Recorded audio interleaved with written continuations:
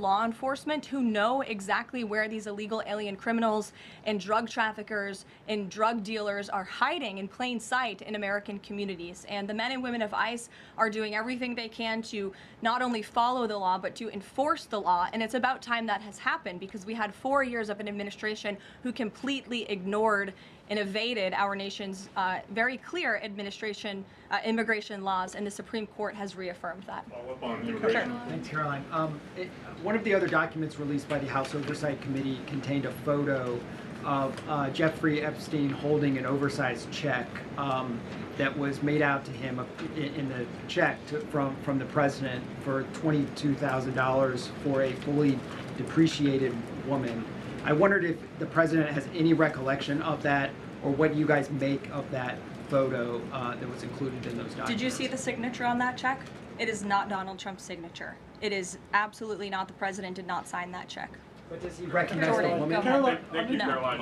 On the New York City election, Caroline. is he Well, considering? I'll take both of you. Go ahead. So first, is the president considering offering Mayor Eric Adams a job? If so, why? And does he think Curtis Lee was a serious candidate for New York City mayor? Look, the president has made it quite clear he wants this race to move forward in New York City. He does not want a communist to be running New York City, but as for weighing in on other individual candidates, I'll leave that to the president to do himself.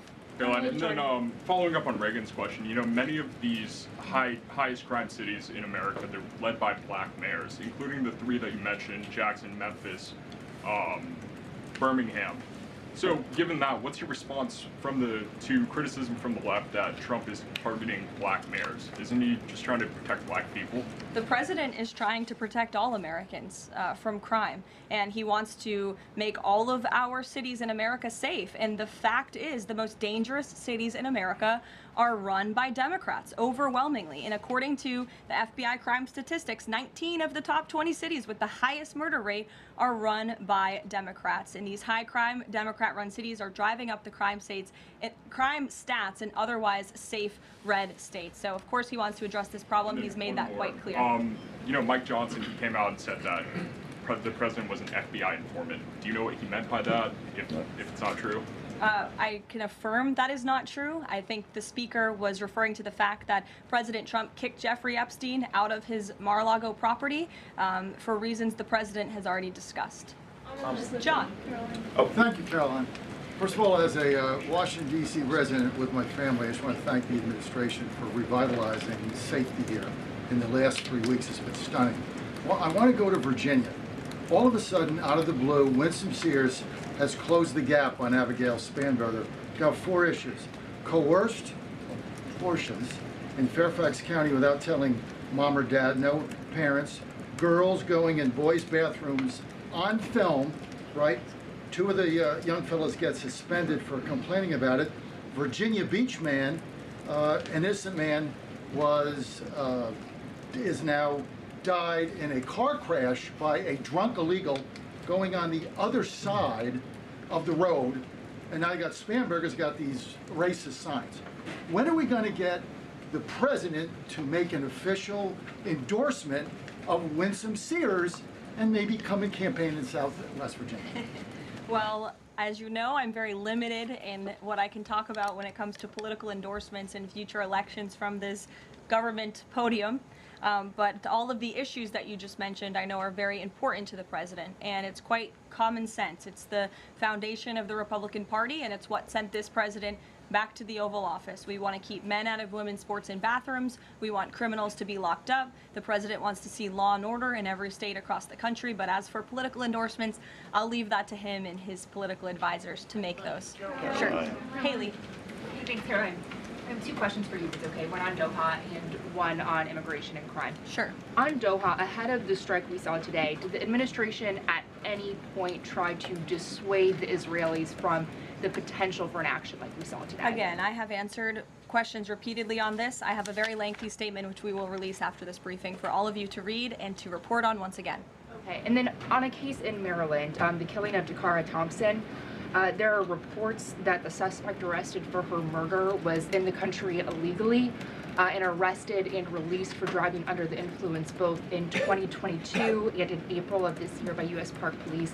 Is the administration looking into what process allowed this to take place? Yes, we absolutely are. As soon as we saw this case, we ensured that the Department of Homeland Security and the Department of Justice were on it, and I can assure you that they are. This is another heinous act of violence against someone who should have never been in our country illegally in the first place, and that's exactly why the deportation of illegal criminals from our country is a top priority for this administration, and it's something that is happening every single day. And I would encourage all of you to continue to report on the very violent illegal alien criminals that we are deporting daily from American communities across the country. We will never understand how many lives have been saved by these efforts, or how many lives would have been lost if not for this president and the administration's policy to deport illegal criminal aliens.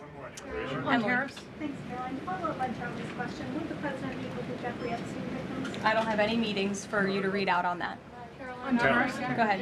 Thanks, Caroline. Is the Trump administration considering a ban on transgender Americans owning guns? Is that something the president would support, even as we've seen some gun groups oppose the idea of it?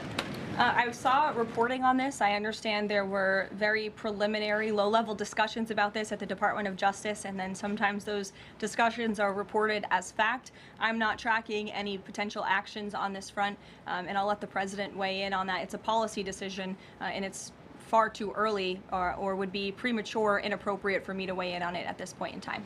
Behind you. Go ahead.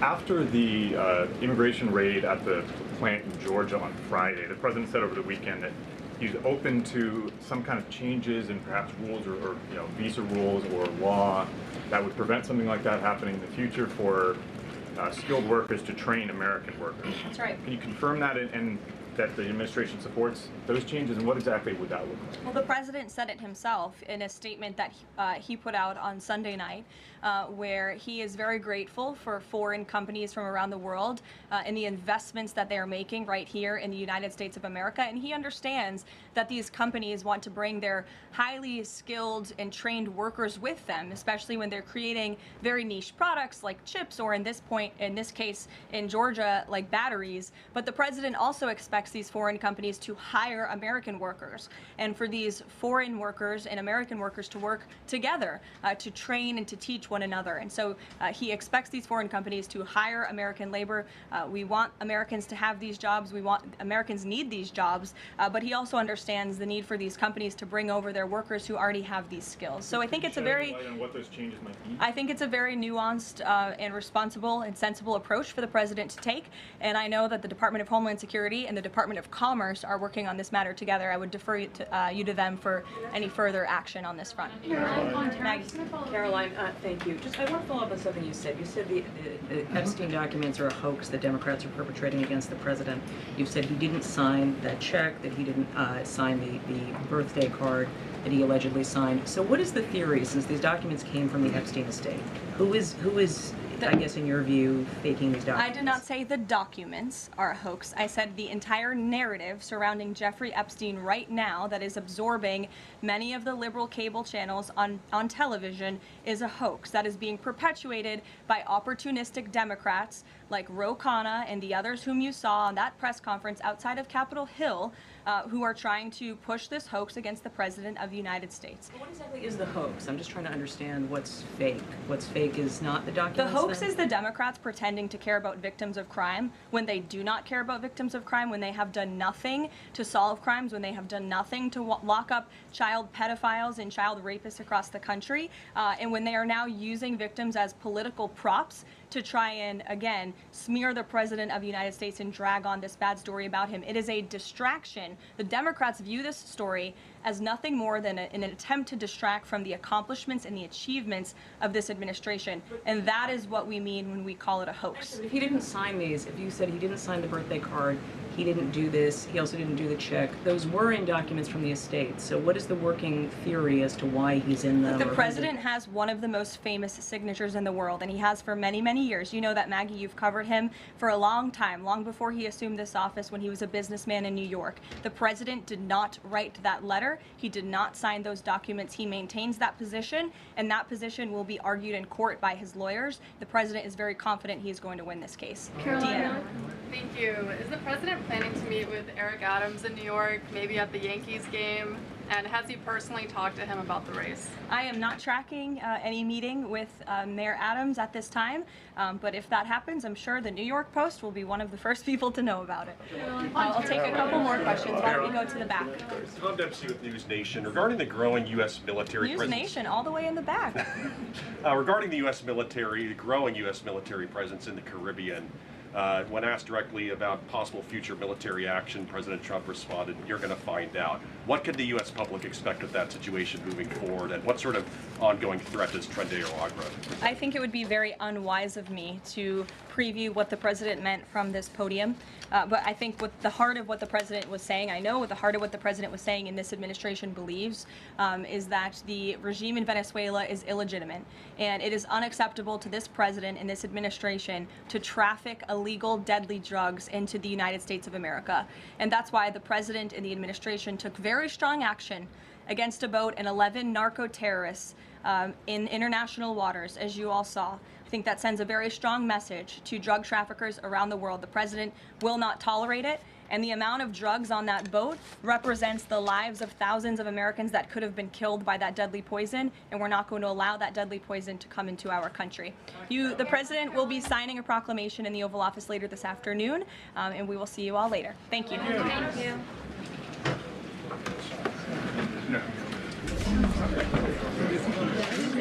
And welcome to NTD Newsroom. I'm Don Mai. You were just watching the White House Press Secretary Caroline Leavitt taking reporter questions on a wide range of issues, including the latest Israeli attack on Hamas leadership, and as well the Epstein case and the U.S. economy relating to tariffs, jobs, and the latest BLS data. All right, we have a panel joining us now to discuss the new Maha Commission report. We have Mike Leon, NTD News contributor and host of the Can We Please Talk podcast, and Tony Kinnett, national correspondent at the Daily Signal and host of Tony Kinnett Cast radio show and podcast. So first of all, good to see you guys. So Mike, I'll start with you. I took a brief look at the latest report that is released by the Maha Commission. Dietary guidelines for Americans are being updated to align with more of the latest science, and this is aiming to prevent and reverse chronic childhood diseases. What are your initial thoughts on this? What do you think of the strategy? Yeah, well, first of all, good to see everybody. Nice little background there, Tony. I love seeing that. Look, I agree with a lot of what RFK wants to do with respect to making America healthy again.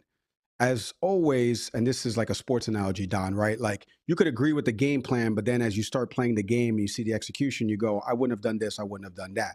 In this report, for example, right, and it's a 20-page report that's been released by them. They talk about some of the ways to tackle, whether it be dyes in foods and, making America healthy again in terms of exercise and the information around that. I look at it this way, though. The NIH study that happened in 2017, Don, that had a direct correlation between low income and food quality, being able to afford better quality of food, having education and training about why you should be eating better. And that is me, just as a human being. I grew up in the Bronx. I grew up in an area where in a 2-3 mile radius, there was foods in high trans fats that were being sold because it was cheaper than buying produce, fresh produce, or farmers markets, which were 30, 40 minutes north in New York. If we're really going to tackle childhood obesity, diabetes, some of these other issues that we have with respect to chronic diseases, we have to tackle the root causes of this. And that's income inequality, and that's information and how people understand why it is important for you to eat healthier, even though it may be more expensive. And so if we don't tackle that, and this report outlines a bunch of steps, which by the way, previous administrations have already tried to do as well. So I don't want to make it sound like they're shattering, or breaking new ground here in terms of details on that. But if we truly want to tackle that, we have to look at all of the surrounding factors of why there is being led to chronic diseases, including previous studies that were done by NIH around this specific topic.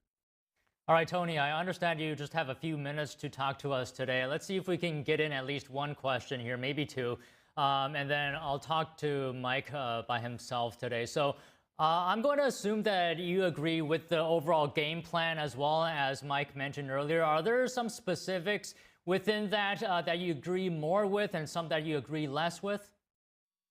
I'm going to take the really outland approach here as I'm traveling today and say, actually, I really can't stand the majority of this. And the reason I can't stand the majority of this is that the government has consistently made horrible calls regarding health and nutrition for the last 50 years. I will remind you guys that in the 90s, the big food pyramid that was pushed by the agricultural industry and the USDA said that we should all be eating 6 to 12 servings of bread per meal.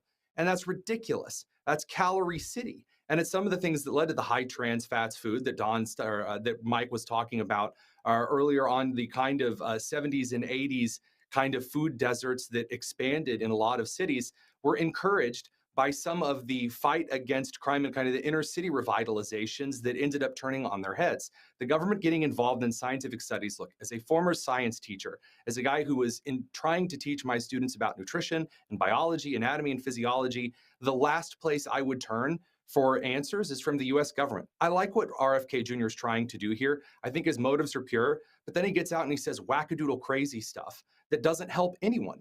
And then he'll say 8 or 9 things that are excellent. I think him pointing attention to pregnant mothers taking Tylenol, leading to a higher risk of mental crises or mental illnesses that children, or deficiencies in mental development earlier on in the womb, that's a serious concern. And I like seeing that kind of a red flag. Hey, what's going on here?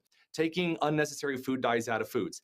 Excellent. I'm all for it. But pretending that's going to be the panacea that fixes the health crisis in our country is like suggesting that me bringing a wine cork to a failing dam is going to save the valley from a flood. Well, all right, Tony, I think that's about time for you. If you feel like you need to log out now, feel free to do so. It's been great talking to you today. I'm sorry, I do have to scoot, but you guys have an excellent conversation. Mike, take it home. Thank you. All right. So, Mike, can I get your response on what Tony just said now? What do you think about the overall situation here about the Maha movement? Well, no look, problem. I understand. Thanks, guys. Well, look, Tony's absolutely right, Don. You know, there's a couple things in the report that are in diametric opposition to each other. So, for example, it talks about clean air and analyzing clean air. Well, President Trump just made cuts to the EPA, and their proposed fiscal budget would reduce it by $5 billion in 2026. So do we want to look at the air quality, or why would we make reductions to the Environmental Protection Agency? So that's number one. I agree with Tony's overarching premise about trusting the government with respect to getting involved in food and nutrition services. If we look at the One Big Beautiful Bill, for example, and we look at this Maha report, there's a couple of other areas where they're diametrically opposed to each other. This report outlines mental health services, right? Well, the One Big Beautiful Bill, which would go into effect in 2027, makes cuts at the Medicaid and Medicare level where people take advantage of that for mental health services, including the Milbank Foundation has said, and this is a popular foundation in New York, that has said this will critically undermine some of the work in the mental health services department. So, you know, I agree with what Tony's saying about RFK overall. Like, he'll say 11 things that I couldn't disagree with more. And again, I'm a parent of a daughter who's on the spectrum. I have an atypical daughter and a typical daughter. I don't agree with RFK on anything he says about vaccinations because he has no degree in molecular biology, epidemiology, virology. Neither do I. You know who does, Don? The doctors that I'm friends with that are scientists. My co-host Nick Savary is married to the head of a pediatric ICU at a major hospital in Pennsylvania. I trust those folks to disseminate information about vaccines, and there is no direct link to autism. But if there was one, I would trust those people with that information. At the same time, that doesn't mean that I don't agree with RFK about taking out, you know, dyes in foods and making sure that people have the right information about why they should be eating healthy. So that information is readily available. It's accessible. There's no bureaucracy and red tape when people are trying to take advantage of services or get this information. But we have to tackle all of the issues, which is that people that don't make that much money don't have that much money to spend on fresh produce. So they go to the McDonald's and Taco Bells and Wendy's of the world, unfortunately. And those foods used to be higher in trans fats, but they're fried foods and they're processed foods. And unfortunately, that's what leads to this evolving epidemic that we have, especially in low income areas. So can you put into perspective everything you're saying, Mike? How does the current Trump administration's focus on health compared to previous or prior administrations? Yeah, that's a good question. And that was something that I did analysis-wise when looking at this report and kind of looking back at during Javier Becerra's term. I think RFK has made clear, and what he said last week on the Capitol Hill testimony is that he feels like the scientific establishment is corrupt. If you remember, him and Bernie Sanders kind of had a back and forth about that.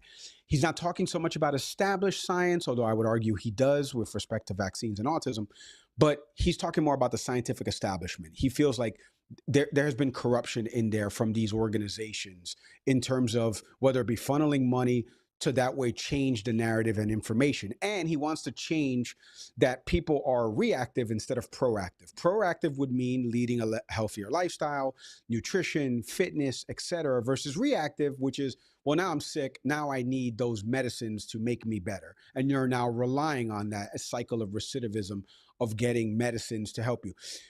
I agree with that framing. Again, the problem is the person who's in charge of it. How does that differ from the Biden administration or even administrations previous? I mean, Michelle Obama ran something similar like this, and we saw a lot of people up in arms with some of the rhetoric behind Michelle Obama wanting to, have government intervention and control in what foods you can and can't have or choose to ingest or not ingest. So you haven't seen, you're going to see pushback again, I think, at the level that I'm bringing it down, which is the person disseminating that information. Because even some doctors and scientists from major research universities have recently said, look, I don't agree with RFK on anything vaccination-wise, but he is right about this. And why haven't we talked about XYZ? Back to what Tony was mentioning about, on pregnancies with women. So there are certain things, it's just it's the messenger that's delivering it. And now I have to trust that all that information is on the up and up. When I just mentioned to you, the medical qualifications for that person leading the agency is not there. Can you talk to us about how you feel RFK Jr. is tackling, having healthy food in grocery stores, being more of informing of Americans of the kind of food that they're eating? How do you feel his efforts on that is? Yeah, again, another good question, because I think, first off, if you go to the grocery store and you read the side labels of processed foods, let's just take cereal as an example. I did this exercise about 20 minutes ago, Don, when I was eating some Honey Nut Cheerios. You just read the caloric intake and then you read what's made up of it, right? Whether it be proteins, total sugars.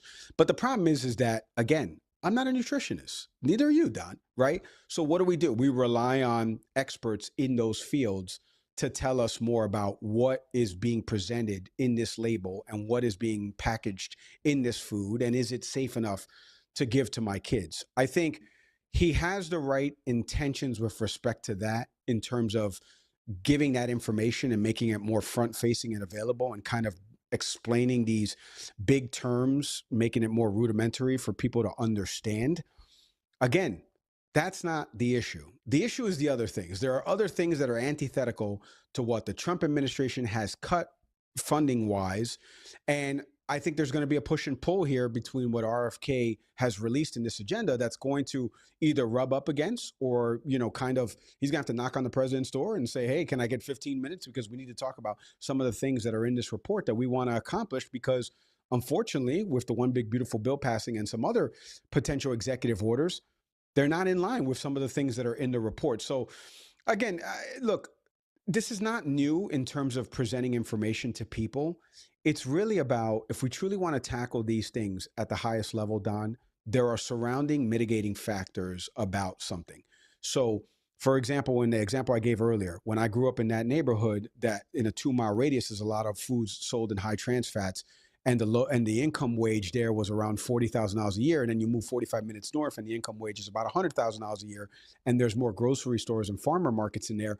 We have to tackle those issues, because that's the difference between urban areas and suburban areas.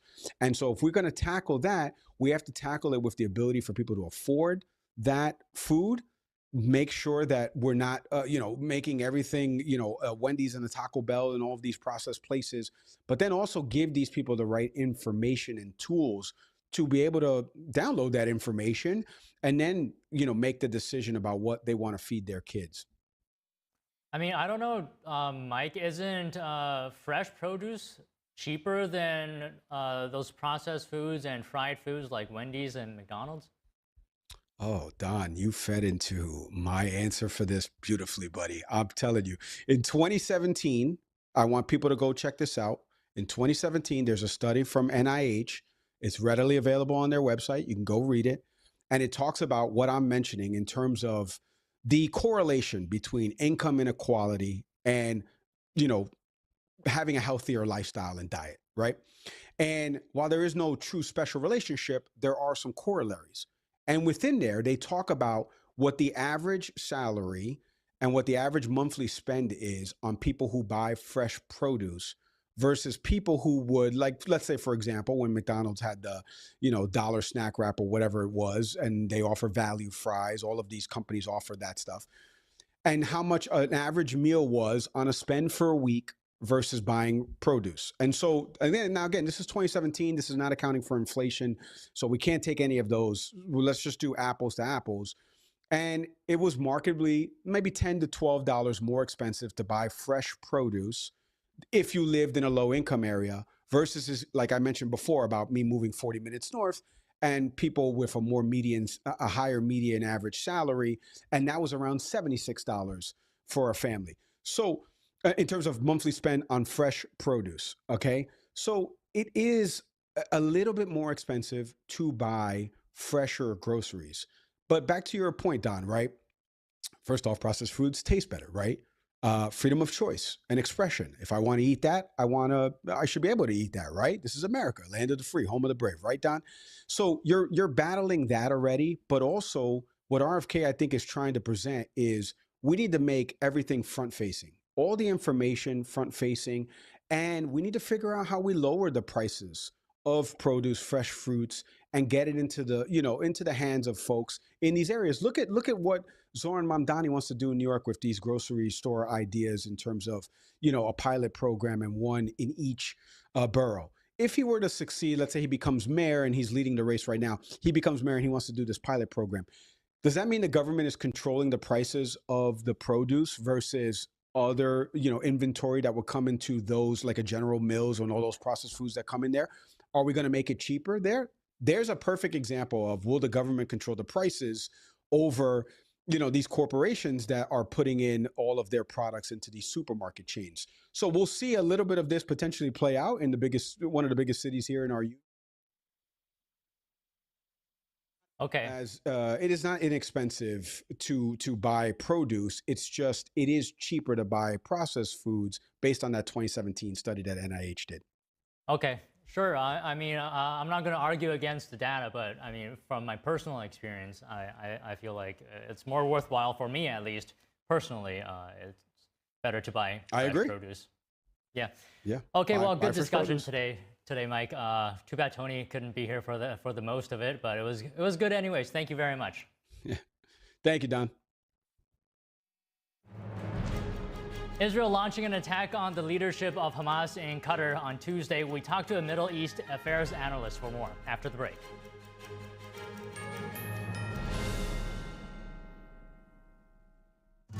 Say goodbye to harsh, bitter coffee and hello to a delicious, smooth brew. With specialty quality beans, expertly roasted in-house, you'll taste the difference with every sip. Fermented with a blend of 50 enzymes, Days Coffee delivers a rich brew like no other. Made with the highest grade specialty beans available, you're sure to taste the difference. Elevate your morning with Days Enzyme Fermented Coffee. The bladder control aisle. You won't shop here again. Your private business is your own. The constant struggle is over. Now there's a better way. It's HDIS. We home deliver bladder control products. We understand how you feel. For over 25 years, we've home delivered to many of the 20 million Americans who deal with incontinence. We offer all brands. We pay shipping and use plain, unmarked boxes. If we can help you or someone you care for, call for your free product sample pack and $45 in money-saving coupons. Our counselors will help you choose the right product. And unlike stores, we're always in stock. You'll get what you need. Satisfaction guaranteed. HDIS, the better way. For your free sample pack with your free catalog, $45 in money-saving coupons, and free product samples, call 1-800-701-6159. That's 1-800-701-6159. Amazing grace, how sweet the sound that saved a wretch like me.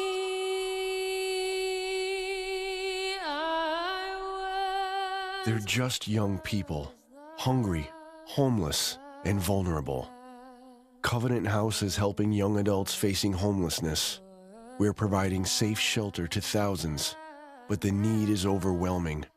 Please call or go online now. With your gift of $19 a month, we'll send you this blanket as a reminder of the comfort your gift provides a young person tonight. You'll provide safe shelter, hot meals, and medical care.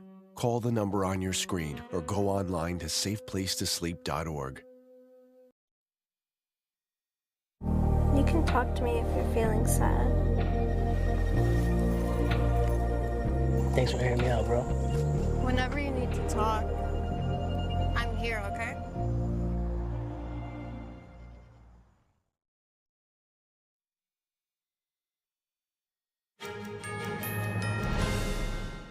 Israel's military announces a strike on Hamas leadership. The IDF says the targets were heavily involved in the attacks on civilians on October 7th. NTD's international correspondent, Arian Pasdar, has the latest. Israel's military on Tuesday posting this announcement saying the IDF and the ISA conducted a precise strike targeting the senior leadership of the Hamas terrorist organization. Prior to the strike, measures were taken in order to mitigate harm to civilians. The announcement didn't say where the strike took place, but an explosion was heard in Doha, the capital of Qatar. The state of the Qatar condemns in the strongest wording the cowardly Israeli attack that targeted residential buildings. Israel's military says these members of the Hamas leadership have led the terrorist organization's operations, are directly responsible for the brutal October 7th massacre. The head of the United Nations condemns the attack. I condemn this flagrant violation of the sovereignty and territorial integrity of Qatar. Reports say the targeted individual was representing Qatar in the ceasefire negotiations. The UN criticizes the move, which it says hinders peace efforts. Arian Pasdar, NTD News. The White House read a statement following Israel's strike against Hamas in Doha, Qatar. Here's Press Secretary Caroline Leavitt earlier today. This morning, the Trump administration was notified by the United States military that as Israel was attacking Hamas, which very unfortunately was located in a section of Doha, the capital of Qatar. Unilaterally bombing inside Qatar, a sovereign nation and close ally of the United States that is working very hard and bravely taking risks with us to broker peace, does not advance Israel or America's goals. However, eliminating Hamas, who have profited off the misery of those living in Gaza, is a worthy goal. The White House says President Trump immediately directed Special Envoy Steve Witkoff to inform Qatar of the impending attack, which he did. Leavitt says Trump views Qatar as a strong ally and friend of the United States and feels very badly about the location of the attack. President Trump also spoke to Prime Minister Netanyahu after the attack. The Prime Minister told President Trump that he wants to make peace, and quickly. President Trump believes this unfortunate incident could serve as an opportunity for peace.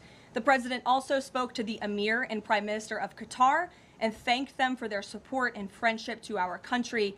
He assured them that such a thing will not happen again on their soil. The White House again stresses that Trump wants all of the hostages in Gaza and the bodies of the dead released, and the war to end immediately. Leavitt says Trump has always made it very clear to the world that he wants peace in the Middle East quickly. The White House says the president is working with all U.S. allies to get the region to get the job done. And joining us now to discuss the latest developments in the Israel-Hamas conflict is David Wormser, Middle East Affairs Analyst at the Center for Security Policy and former Senior Advisor to Vice President Cheney on the Middle East and Strategic Affairs. So, David, how significant is this targeting of the senior leadership of the Hamas terrorist organization, and what is the impact of this having, being located in Qatar, in Doha? Well, a very good question with lots of parts. Significant, it's very significant. It shows the Israelis now are giving no quarter to anybody that's a member of Hamas and is now after destruction of the Hamas structure in its entirety everywhere. The second thing is there's strategic implications in that that Israel either overflew Iran or overflew Saudi Arabia to get there. It was conventional aircraft that did the attack. So either Saudi Arabia allowed Israel or the Iranians couldn't see Israel, one or the other. And of course, for the United States, it's a very touchy thing. And I think the reactions suggest all that. But strategically, it shows Israel has made the decision and is acting on the basis of utter destruction, physical destruction of Hamas's leadership and structure. Do you think this is going to change the relationship between Qatar and Israel? Yes, it will. Qatar obviously was already for the Israelis. Qatar was a hostile country. It was funding Hamas. It had torpedoed and sabotaged negotiations over the release of hostages. The Israelis caught the Qataris pressing Hamas not to agree to one of the ceasefire agreements that would have released hostages.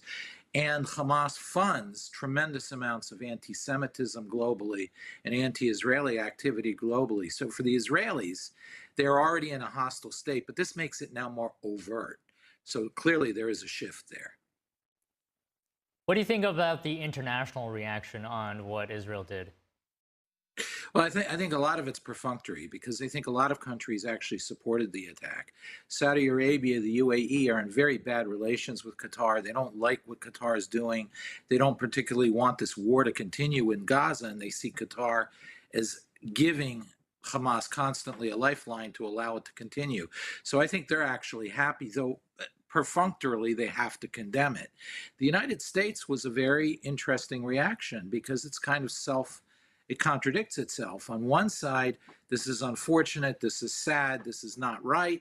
On the other side, Trump says this will advance peace, could be an opportunity to advance peace, which is obviously what we all want. So it's almost as if we're trying to have Qatar calm Qatar down and say, listen, we don't want this to happen again.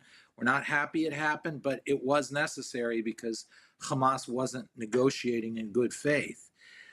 Other countries like Egypt, Europe, it'll be perfunctory again. They can't do much about it. Egypt may even be happy because it leaves only Egypt as the mediator. And Qatar, though, is moving more toward amicable relations with Egypt, although there have been tensions in the past. How close would you say, David, is Israel currently, how close is it in eradicating Hamas? Well, it's very close. I mean, this leadership is significant. There is really not much left. There is the top leader, Khalid Mashal, but there's really not much left of Hamas's leadership abroad. And inside Gaza, Israel's, I think part of this all was part of the effort to go into Gaza City, which the Israelis are preparing the ground for that by taking down the tall buildings that are observation and operational centers. And so I think they're about to take the rest of Gaza City, leaving only the central camps left, of refugee camps left, where they will either circle around or they hope that Hamas's remnants will surrender at that point. So Israel's getting close. They may be a month or two away, maybe 3, from wrapping this up. So then what about the hostages? What are the chances that the hostages will be returned, all of them, including the deceased ones, their bodies? Now, this is a gamble. I mean, Hamas was given an ultimatum, basically, on Friday by the President of the United States and Israel, which is, okay, the Israelis are still willing to give up a lot. to get back the hostages, but all have to come home on day one of an agreement and ceasefire. And Hamas rejected that. So that, and President Trump warned Hamas, if you reject it, there will be, quote, hell to pay. And that indeed is what we saw happen a few hours ago. As far as the lives of the hostages, I think the Israelis had concluded Hamas is not negotiating in good faith. They will not be able to get all their hostages back by negotiations, if any hostages back by negotiations.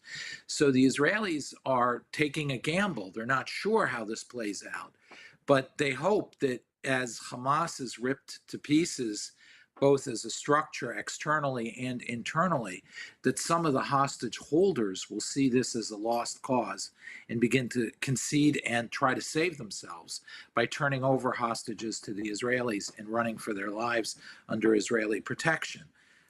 And then hopefully some of the hostages can get out that way. Eventually, all the hostages will come home when the Israelis take the rest of Gaza.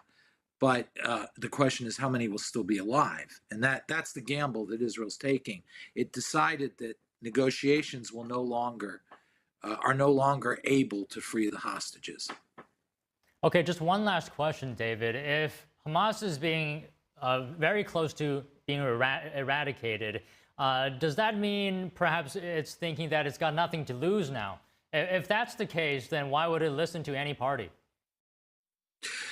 Well, the Israelis are hoping that some of the hostage holders who are part of the Hamas structure, but will act as individuals and save themselves, that might be the ones who listen now, because now they know the Israelis are coming, and they know the Israelis will be over their heads soon. So until now, there was a sense that Israel may be bluffing, they may not go all the way, and so forth. Now, Hamas leadership, these are true believers in jihad, and they look at martyrdom not the way I would, which is one should give one's life for one country, and yes, but this is virtual suicide at this point without any real long-term gain. Although in their minds it is, but we're dealing with true believers, and true believers, they will go all the way, and that's apparently what Hamas's leadership is. But again, hopefully some of the hostage holders are not that, and that they'll make the decision to save themselves. Okay, well, David, always great to hear your insight. Thank you very much. Thank you. China's digital surveillance apparatus, the largest on Earth, takes center stage in an alarming new report. An Associated Press investigation has revealed that American tech companies have played a far greater role in enabling human rights abuses than previously known. NTD's Daniel Monahan reports. U.S. companies, to a large degree, have designed and built China's surveillance state. They did this by bringing predictive policing to China, technology that sucks in and analyzes data to prevent crime, protests, or terror attacks before they happen.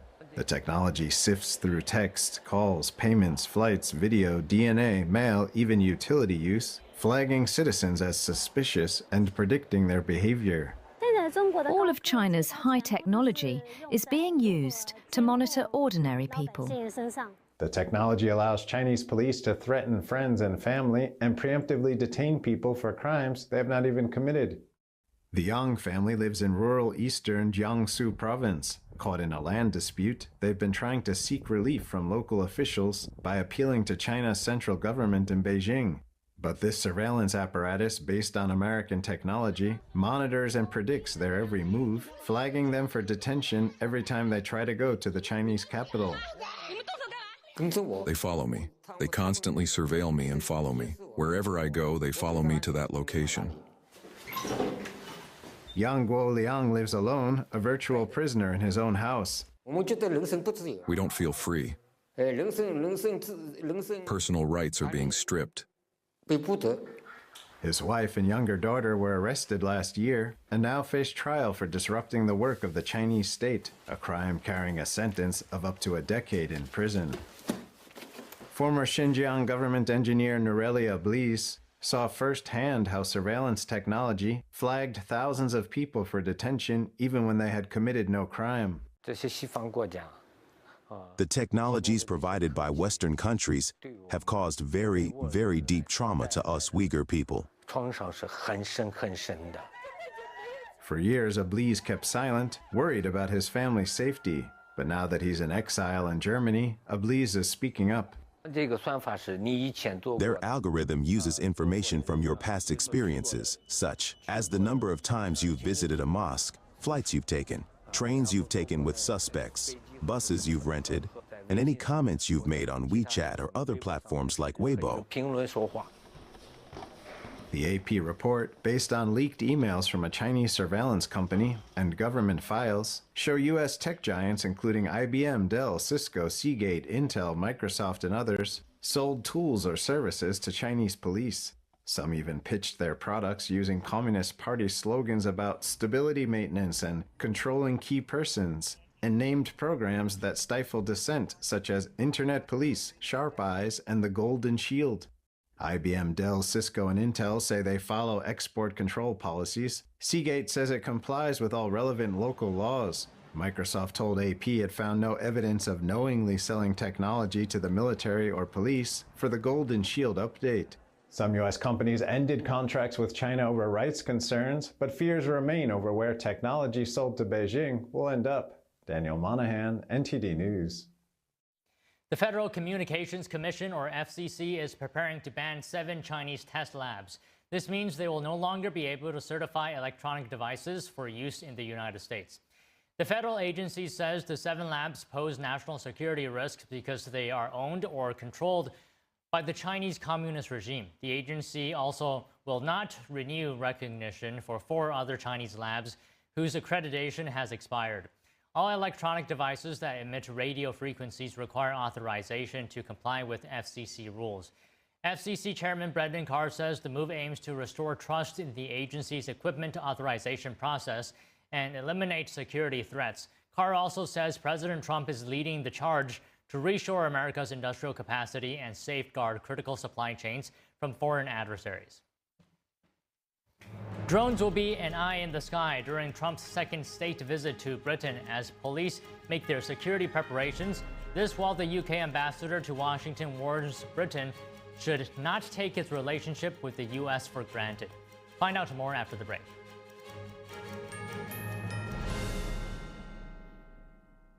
I'm excited to announce that we're having a huge sale on overstock and brand new products. For example, My Pillow Percale bed sheets, every color, every style, every size, only $29.88. Our Percale bed sheets are breathable, cool and crisp, and they're perfect for spring and summer. And check out Rev 7, the next generation of energy drinks. It tastes great, and it gives you energy all day with no jitters and no crashes. Best of all, it's actually good for you. And for a limited time, try our 3-pack absolutely free. So go to mypillow.com or call the number on your screen. Use your promo code to save 20% on our Rev 7 12-packs or try our introductory 3-pack absolutely free.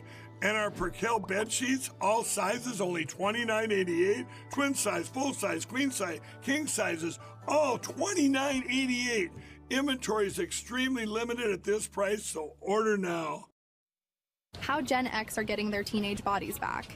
So this is my mom and this is my grandma. I recently posted a picture of the 3 of us and people were shocked. They are demanding to know your secrets. So what are they? Is it some new trendy diet? Nope. I love going out to eat too much. So then what's your go-to workout? I don't work out. You have to tell me what you're doing. This is gonna sound kind of funny. I learned it from Chuck Norris. Chuck Norris? He just does one simple thing every morning, and now I do too. I have to know what this is. He made a video about it. Let me show you. It felt like my entire body was on fire. I remember waking Chuck up and telling him, "You need to take me to the hospital." At the time, I had no idea I'd been poisoned by a series of MRIs. It was scary. The damage to my brain was severe, and I could barely speak. I lost muscle mass, and I couldn't even get out of the bed. I had an IV in me for 5 months, every day. And through it all, my wonderful husband never left my side. Look at me now. I'm healthier than I've ever been. Thank you, honey. It's because of you. So, what did you change? Well, what Chuck discovered was a game changer for us. And I'll tell you, it's nothing to do with crazy exercises or fad diets, nothing like that. And it's just really simple. Chuck and I do this one thing every day. Yeah, we do. And lots of other people are feeling great too. Everyone's body has a built-in code. This code predicts how your body will age. I call it your aging type. And if you know it, it could help you dramatically improve your health. That's why I created this simple quiz that'll determine which age type fits you best and allow you to finally feel like a younger, healthier version of yourself. It was only after I learned my own age profile that I was able to choose the right diet for my body. In fact, I started feeling better in a matter of days. Answer just 6 simple questions. You won't be asked for your email or for anything else for that matter. We've kept the quiz short, simple, and free. So go ahead and click the link below to find out your aging type and get the crucial tips you need to feel amazing today. Scan the QR code with your phone now.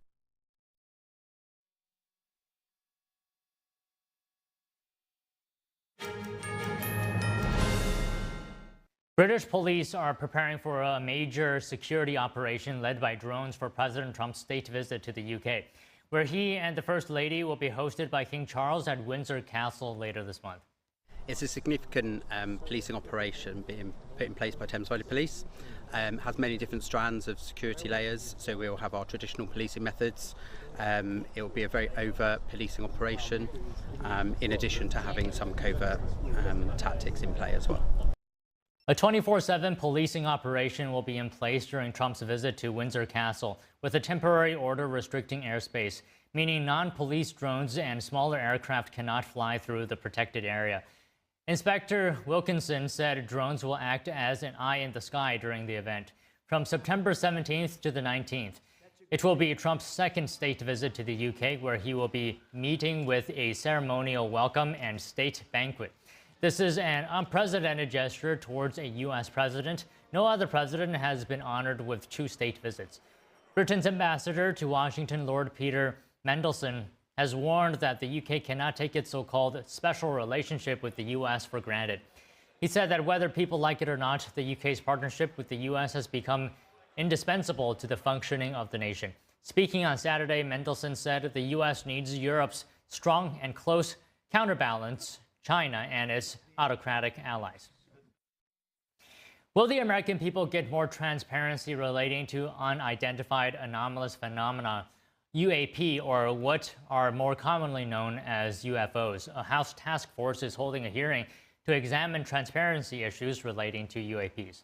Between 2003 and 2005, 5 UAP incidents occurred at Vandenberg Air Force Base, home to the National Missile Defense Project, a top national security priority. At the time, we were conducting launches deemed by the National Reconnaissance Office as the most important in 25 years. These were historic launches.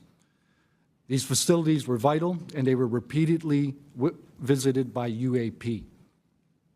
Each incident was witnessed by multiple personnel, documented, investigated, and reported up the chain of command. We sent information up, but we got no guidance down on how to handle these events. I personally witnessed one of these events and investigated others as they occurred. Other witnesses who testified include UAP journalist George Knapp, who has been investigating UAPs in Nevada for decades, and 2 members of the military who say they have witnessed UAPs. Congresswoman Anna Paulina Luna chairs the task force on the declassification of federal secrets. She called for the hearing today on UAPs. She says the American people deserve maximum transparency from the federal government on sightings, acquisitions, and examinations of UAPs. Members of the task force thanked the witnesses for testifying and said they all want whistleblowers to feel safe coming forward to tell Congress to tell their stories. President Trump is going to sign a proclamation later this afternoon. Stay tuned.